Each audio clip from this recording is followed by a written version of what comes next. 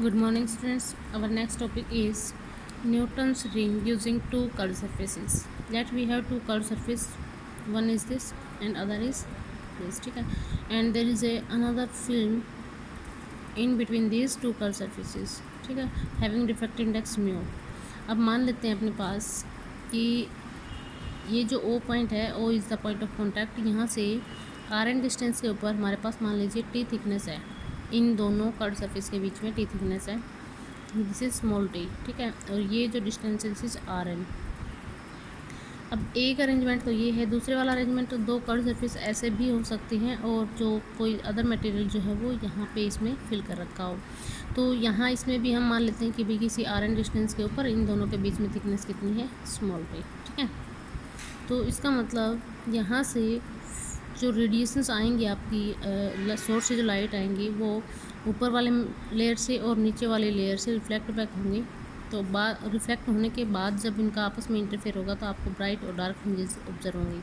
इसमें भी ऐसे ही जब रेडिएशंस आती हैं सोर्स से तो कुछ लाइट तो आपकी ऊपर वाली सरफेस से रिफ्लेक्ट हो जाती है और कुछ नीचे वाली सरफेस से रिफ्लेक्ट बैक हो जाती हैं. After reflecting from these surfaces the radiations there will be phenomena of interference and pattern of bright and dark fringes will be observe. ठीक है, अब हम मान लेते हैं कि RN is radius of nth dark ring.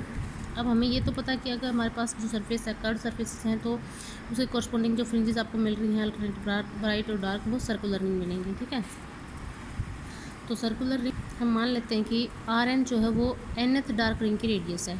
ठीक है, जहाँ पे थिकनेस कितनी आ रही है एयर की फिल्म की T आ रही है. ठीक है, तो PQ is equal to PT minus QT. ये PQ is equal to PT minus QT. तो PT is equal to PT is the radius of nth dark ring. तो ये हमारे पास कितनी होगी RN square by 2 R1 is the radius of curvature of the first lens. ठीक है, तो इसी तरीके से जो दूसरे वाला लेंस है उसकी रेडियस ऑफ कर्वेचर R2 हो जाएगी. तो यहाँ से हम QT निकाल सकते हैं. QT हो जाएगा RN स्क्वायर बाई 2 R2. ठीक है, अब अगर दोनों का डिफरेंस निकाल दे तो हमारे पास ये थिकनेस T आ जाएगी. तो इन दोनों को डिफरेंस कर देते हैं तो ये हमारे पास स्मॉल t की वैल्यू आ गई RN स्क्वायर बाई 2 R1. ठीक है, ये 2 नीचे से हटा के ऊपर ले गए तो ये 2t is equal to RN square 1 by R1 minus 1 by R2. तो for dark ring and reflected light 2 mu t cos of R and lambda. Reflected light के केस में जो पाथ डिफरेंस हम पहले निकाल चुके हैं वो 2 mu t cos of R is equal to n lambda आया है. अगर फॉर नॉर्मल इंसिडेंस कंसीडर करें तो कोस ऑफ R क्या हो जाएगा 1 हो जाएगा क्योंकि angle of reflection R is nearly 0. ठीक है, तो 2t is equal to n lambda. अगर 2t को ये इस वैल्यू को हम इसके साथ कंपेयर करें तो this will be the condition for dark ring. तो अगर हम इन दोनों को कंपेयर करें तो अपने पास रिलेशन आएगा RN square 1 by R1 minus 1 by R2 is equal to n lambda. ठीक है, n इज 0 1 2 3. ऐसे ही अगर हम ब्राइट रिंग के लिए तो करें तो जो पाथ डिफरेंस है 2 mu t cos of R ये किसके इक्वल होगा 2n प्लस 1 लैम्डा बाई 2. ठीक है, और यही फिर नॉर्मल इंसिडेंस के लिए कोस ऑफ R 1 हो जाएगा म्यू 1. तो 2t is equal to 2n plus half lambda by 2. अब इस वाली कंडीशन को फिर 2 म्यू टी के साथ 2t के साथ कंपेयर करें अगर RN square 1 by R1 minus 1 by R2 this is the 2n plus 1 lambda by 2. ठीक है, तो यहाँ से अपने पास एक रिलेशन आ गया PT is equal to PT plus Q2 RN. हाँ, ये तो होगी ब्राइट की कंडीशन और पहले जो निकाली थी वो डार्क की कंडीशन. अब अगर कर्व सरफेस हम क्या रख दें एक दूसरे का अपोजिट रख दें तो हमारे पास जो PQ आएगा वो दोनों का सम हो जाएगा क्योंकि इसमें जो रेडियस ऑफ कर्वेचर है इसकी नीचे की तरफ है और इसके ऊपर की तरफ है. तो जो थिकनेस होगी वो दोनों का ऐसे सम होगा है ना PT प्लस QT. तो इसका मतलब यहाँ से हम अगर निकालें तो दोनों को ऐड करना पड़ेगा और दोनों की वैल्यूज़ निकाल के ये हमने ऐड कर लिए तो ये 2t हमारे पास ये आएगा.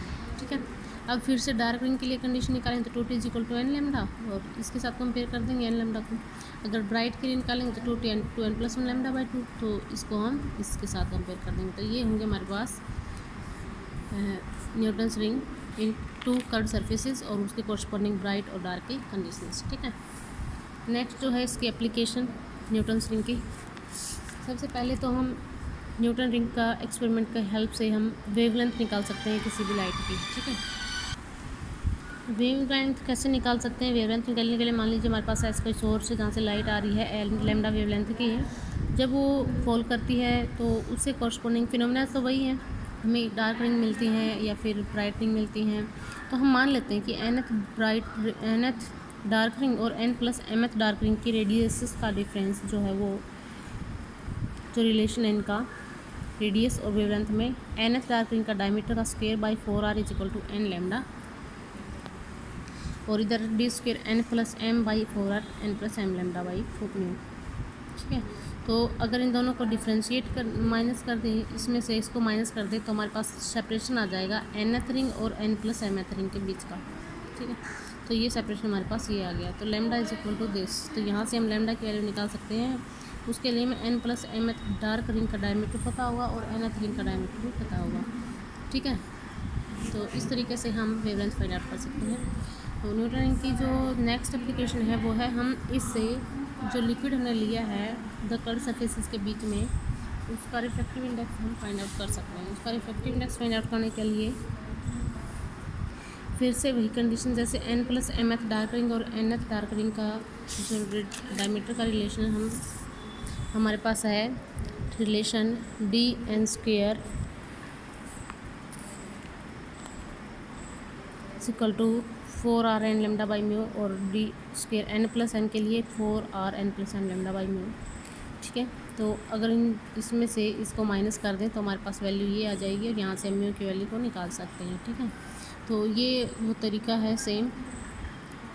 तो जैसे हमने डार्क के लिए, अगर हम ब्राइट के लिए लेंगे तो हमारे पास क्या हो जाएगा कंडीशन में, n लैम्डा की जगह पे 2n प्लस 1 लैम्डा हो जाएगा बाई 2। ठीक है, तो ऐसे ही n plus mth bright ring के डायमीटर का स्क्वायर में से nth dark ring bright ring के डायमीटर के स्क्वायर को माइनस कर देंगे तो हमारे पास ये रिलेशन आ जाएगा, यहाँ से म्यू की वैल्यू निकल जाएगी। ठीक है, तो अगर हमें ये डायमीटर्स दिए हुए हों तो ऐसे निकाल सकते हैं, लेकिन अगर हमें डायमीटर नहीं दिया हुआ है, रिफ्रैक्टिव इंडेक्स नहीं, अगर ये नहीं दे रखी है तो हम कैसे निकालेंगे। फिर हम करेंगे डार्क रिंग, जैसे डार्क रिंग का डायमीटर ले लिया हमने एयर मीडियम में, और फिर किसी दूसरे मीडियम में डायमीटर निकाला है nth डार्क रिंग का ही, फिर उन दोनों का स्क्वायर करके इसी को माइनस कर दिया, तो यहाँ डिवाइड कर दिया, तो इससे इस रिलेशन से भी हम म्यू निकाल सकते हैं। क्योंकि देखो ये वाली सारी चीज़ें कांस्टेंट होंगी, रिफ्रैक्टिव इंडेक्स में डिफरेंस आएगा, ऊपर एयर का रिफ्रैक्टिव इंडेक्स और नीचे उस मटेरियल मीडियम का। ठीक है, तो इस तरीके से हम उस मटेरियल मीडियम के रिफ्रैक्टिव इंडेक्स को फाइंड आउट कर सकते हैं। थर्ड वन जो इसकी एप्लीकेशन है, this is Michelson interferometer. Michelson interferometer की जो कंस्ट्रक्शन है वो ये है कि इसके अंदर अपने पास यहाँ पे सोर्स होता है, यहाँ से लाइट आ रही होती है, जो इस कन्वेक्स लेंस से पास कराने के बाद इसको हम पैरेलल बीम में कन्वर्ट कर लेते हैं। जब ये बीम इस ग्लास प्लेट के ऊपर फॉल करती है, इसका कुछ पार्ट रिफ्लेक्ट हो जाता है इधर नीचे की तरफ, और कुछ पार्ट इसमें से ट्रांसमिट होकर ऊपर वाले मिरर से रिफ्लेक्ट बैक होकर इस ग्लास प्लेट से फिर से रिफ्लेक्ट होकर फिर यहाँ पे आता है। जब तो उसके बाद फिर ये दोनों ही रेडियसेस आपस में इंटरफेयर करती हैं। इसका कुछ पार्ट जो हमने एक कंपनसेटरी दूसरी ग्लास प्लेट लगाई, इसमें से पास करवाने के बाद मिरर से रिफ्लेक्ट बैक होकर यहाँ से आई। तो जब ये दोनों रेडिएशंस जो एक मिरर M1 से आ रही है और मिरर M2 से रिफ्लेक्ट होकर आ रही है, तो आपस में इन दोनों का इंटरफेरेंस होता है, जिसके कॉरस्पॉन्डिंग हमें ब्राइट और डार्क फ्रिंजेस ऑब्जर्व होते हैं। ठीक है, तो इसकी हेल्प से हम ये बता सकते हैं कि फ्रिंजेस कैसी है, टाइप्स ऑफ फ्रिंजेस। ठीक है, इसके कॉरस्पॉन्डिंग क्या करेंगे, हम मिरर को सेट करेंगे M1 और M2 डैश। M2 डैश जो है वो M2 वाले मिरर की मिरर इमेज आ रही है। ठीक है, तो इन दोनों के बीच में अगर सोर्स यहाँ पे है तो यहाँ से लाइट आ रही है, दो एक मिरर ये वाला है, दूसरा वाला मिरर जो ये वर्चुअल इमेज आपको दिख रही है पीछे की तरफ एक्सटेंड करने के बाद, यहाँ पे अगर आप ऑब्जर्व करते हो दोनों रेडिएशन से रिफ्लेक्ट आपस में इंटरफेयर होने के बाद यहाँ पे हमें पैटर्न ऑब्जर्व होगा। ठीक है, तो इसके लिए जो टोटल पाथ डिफरेंस होगा 2d cos alpha plus lambda by 2। ठीक है, और 2d cos alpha plus lambda by 2 जो होगा, अगर ये n लैम्डा के इक्वल होगा तो ये ब्राइट फ्रिंज की कंडीशन हो जाएगी, अगर डार्क के लिए होगी तो यहाँ पे ये ऑड मल्टीपल लैम्डा बाई 2 की डायरेक्टली होगी। ठीक है, तो अगर हमें n लैम्डा d और अल्फ़ा ये पता हो तो हम so that minimum or maximum lies in form of circle about perpendicular from the eye of the mirror। तो यहाँ से ये कंडीशन हम निकाल सकते हैं। M1 और M2 डैश की जो मिरर इमेजेस हैं, अगर वो एक दूसरे से कोइंसाइड कर जाए तो टोटल पाथ डिफरेंस क्या हो जाएगा, उनका 0 हो जाएगा।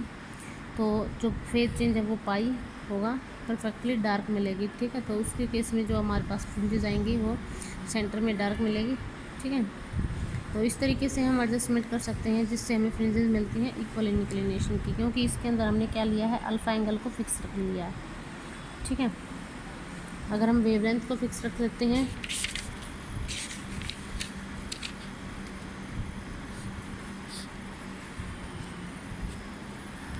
देखो, लोकलाइज्ड फ्रिंजेस के अंदर क्या कहते हैं, लोकलाइज्ड जो फ्रिंजेस होंगे वो मिरर M1 और M2 को इस तरीके से एडजस्ट करेंगे कि उनके बीच जो थिकनेस है ना वो वैरी करेगी। सिर्फ अगर थिकनेस वैरी करती हैं तो उस टाइप से जो हमारे पास पैटर्न आएगा, देखो यहाँ पे अगर ऐसी थिकनेस आ रही है, इसमें कट कर दिया, ऐसे कर दिया, तो इस टाइप की जो फ्रिंजेस मिल रही हैं ये ऐसे किए जाता है लोकलाइज्ड फ्रिंजेस। उसके बाद है फ्रिंजेस इन वाइट लाइट में कैसे फ्रिंजेस मिलेंगे। अगर वाइट लाइट देखें हम तो हमारे पास उसके अंदर डिफरेंट कलर्स होते हैं। ठीक है, तो सबका पाथ डिफरेंस अलग होता है। तो इसमें हमारे पास भी get distinct coloured straight fringe मिलेंगे at the centre broad on either side, दोनों साइड में ब्रॉड मिलेंगे और सेंटर पे बिल्कुल स्ट्रेट लाइन मिलेंगे। तो this fringes can be viewed by telescope. These are the fringes in white light. Localised में थिकनेस वेरी करती है और फ्रिंजेस ऑफ इक्वल इंक्लिनेशन में अल्फ़ा सेम रहता है। ठीक है, अल्फ़ा इज तो इसके अंदर अल्फ़ा सेम है तो 2D एंड लैम्डा इसके कोर्सपोंडिंग रिलेशन आएगा। सर्कुलर फ्रिंजेस के अंदर हमारे पास क्या होता है, सेपरेशन को चेंज करते हैं हम मिरर के बीच का। ठीक है, तो इस तरीके से ये हमारे पास डिफरेंट टाइप के फ्रिंजेस आ जाते हैं। अब माइकलसन इंटरफेरोमीटर का यूज़ क्या है, सबसे पहला जो यूज़ है हम वेवलेंथ फाइंड आउट कर सकते हैं लाइट सोर्स की। तो उसके लिए कंडीशन फिर से वही,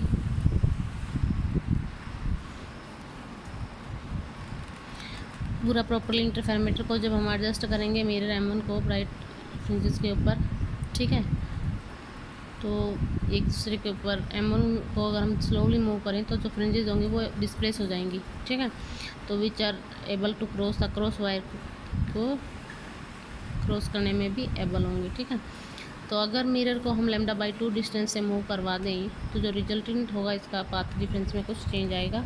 ठीक है, तो वो चेंज कितना आएगा, n × λ/2। ठीक है, इसके कोरस्पॉन्डिंग अगर हम ऑप्टिकल पाथ में d+d चेंज आया तो इसका मतलब यहाँ से λ = d/n कितना शिफ्ट किया है और उसमें कितने ऑर्डर का उसकी जो फ्रिंजेज है वो चेंज हो गई। तो इस रेशो से हम वेवलेंथ फाइंड आउट कर सकते हैं। उसके बाद डिटर्मिनेशन ऑफ रिफ्रैक्टिव इंडेक्स को फाइंड आउट कर सकते हैं। इसके लिए हमारे पास एक thin transparent sheet thickness T दे रखी है, रिफ्रैक्टिव इंडेक्स म्यू है। अगर वो इंट्रोड्यूस कर दिया हमने इंटरफेयरिंग बीम के अंदर तो जो टोटल ऑप्टिकल पाथ होगा वो इंक्रीज हो जाएगा T से μT। ठीक है, तो हमारे पास जो टोटल पाथ डिफरेंस हो गया 2μ - 1T, ये n लैम्डा के अगर इक्वल आ जाता है तो यहाँ से μ - 1 n λ/2 T और म्यू की वैल्यू 1 + n λ/2 T। लैम्डा का पता हो और n is the order of fringes और T इज़ द थिकनेस, अगर इनका पता हो तो हम रिफ्रैक्टिव इंडेक्स फाइंड आउट कर सकते हैं।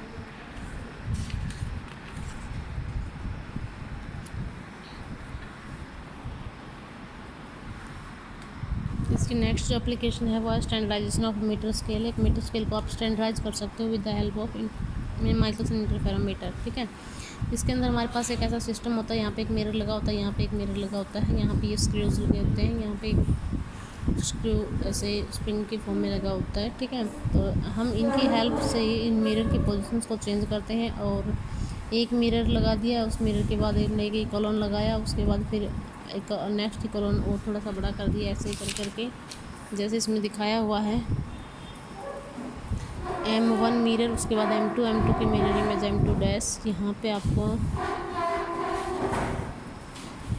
M4 लगा दिया, M3 लगा दिया। इस तरीके से बहुत सारे मिरर और इन सभी से रिफ्लेक्ट बैक होकर इनकी इमेजेस आएंगी। तो हम इक्वलेंस लगा लेते हैं एक दूसरे से। जो first of all 2 shortest equivalence ले लिए, फर्स्ट और सेकंड माउंट कर दिए साइड बाय साइड। ठीक है, फील्ड ऑफ व्यू कर्स for mirror M1 M2 M3 for 2 इक्वलेंस के लिए। For this an extra mirror G2 use किया गया। M एंड इक्वलेंस should have move parallel to each other and their face should remain parallel and vertical. ठीक है, M1 and M3 made coplanar. तो हम ऐसे कर करके इसमें इक्वलेंस फिट करते रहेंगे सबसे पहले जैसे हमने एक फर्स्ट इटलन को लगाया, उसमें फिर मिरर M1 M2 को फिट किया ताकि डिस्टेंस के बीच का डी आ जाए। Shortest etalon first is move towards right की तरफ मूव किया on length till the white light fringes ना, जब तक अपीयर ना हो जाए तब तक। फिर व्हेन, और ये तब होगा जब M2 रीच करेगा M2 डेस्क के ऊपर और M इज एट Q, ठीक है। फाइनली M को शिफ्ट कर दिया हमने R के ऊपर, then white light fringes appear in M4 में and also in M2 desk. तो जो एडिशनल डिस्प्लेसमेंट हुआ इसके लिए required to make M coplanar with M4 is measured in terms of cadmium fringes shift, ठीक है। तो number of time the shortest etalon content in etalon 2 is determined is giving exact number of wavelength in it. फिर etalon 2 को turn कर दिया with इटलन 3 के साथ approximately double length के साथ, ठीक है। तो ये जो प्रोसेस होगा ये कंटिन्यू रहेगा जब तक इटलन 9 ना आ जाए, जिसकी लेंथ क्या है 10 सेंटीमीटर है। तो number of wavelength content in etalon 9 वो डिटरमाइन कर लेंगे। तो इस तरीके से हम सभी इटलन्स का यूज़ कर करके सबकी हम वेवलेंथ को फाइंड आउट करेंगे, ठीक है। The mirror M is made coplanar with upper mirror of the longest इटलन as observed by white light fringes. तो each time is the इटलन is moved through its own length and white light fringes are observed. तो 10 such steps bring the marker on side of the इटलन nearly coinciding with the 100 centimeter mark in meter scale, ठीक है। तो इस तरीके से slide difference है calculated by counting cadmium fringes. तो जो 10 स्टेप इन्वॉल्व हुए हैं accumulator error which is negligible as compared with the one that comes while setting the 2 marks on the meter scale, ठीक है। तो इनका यूज़ करके हम फाइनल रिजल्ट रेड की वेवलेंथ ऐसे ग्रीन की थी। तो इस तरीके से हम मीटर को स्टैंडर्डाइज कर सकते हैं इन टर्म्स ऑफ वेवलेंथ की वो इनवेरिएबल यूनिट तो नहीं दे रहा। More recent measurement on orange line krypton की इसके ऊपर किया है, इंटरनेशनली एक्सेप्ट हुआ है intra atmospheric air 15 degree Celsius पे एंड 76 सेंटीमीटर ऑफ मरकरी। और उसकी जो ऑरेंज लाइन की वेवलेंथ आई है वो अपने पास ये आई है। जो स्टैंडर्ड वैल्यू होती है मीटर बेस की वो इतनी होती है 763.63 लैम्डा नॉट, ठीक है। तो इस तरीके से हम मीटर को स्टैंडर्डाइज भी कर सकते हैं बाय यूजिंग माइकलसन इंटरफेरोमीटर।